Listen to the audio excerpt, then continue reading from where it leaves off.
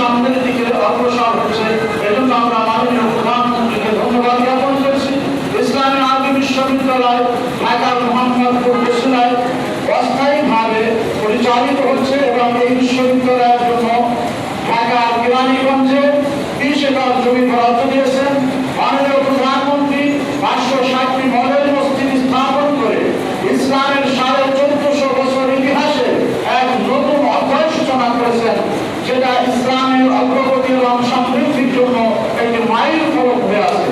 সম্মানিত উপস্থিতি, আমরা কথা দীর্ঘায়িত করব না।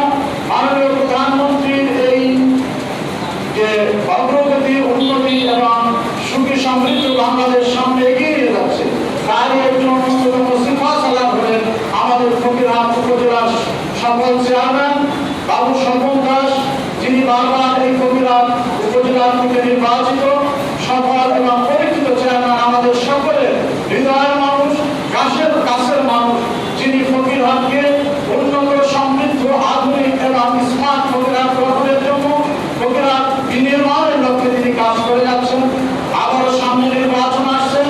আসন্ন এই ফকিরহাট উপজেলা নির্বাচনে আমরা ধর্মমত, জাতি, ধর্ম, বর্ণ নির্বিশেষে আমাদের সকলের মানসিকতা পরিবর্তন করে আমরা আমাদের নিজেদের স্বার্থে, আমাদের এলাকার স্বার্থে, আমাদের উন্নয়নের স্বার্থে আবারও সকলে কাঁধে কাঁধ মিলে বাবু স্বপন দাসকে আমরা স্বতঃস্ফূর্তভাবে বিপুল ভোটে বিজয় করে আবারও আমরা ফকিরহাট উপজেলা নির্বাচনে তাকে নির্বাচিত করব এবং আজকের অনুষ্ঠানে আমরা তার জন্য দোয়া করব।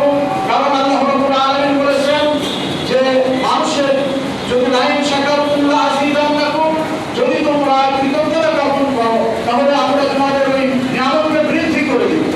আর নবীজি সাল্লাল্লাহু আলাইহি ওয়াসাল্লাম বলেছেন, মান লাম ইয়াশকুরিন নাস, যে মানুষের কৃতজ্ঞতা জ্ঞাপন করতে পারে না সে আল্লাহর কৃতজ্ঞতা জ্ঞাপন করতে পারে না। আমরা কৃতজ্ঞতা জ্ঞাপন করছি বাবু স্বপন দাসের।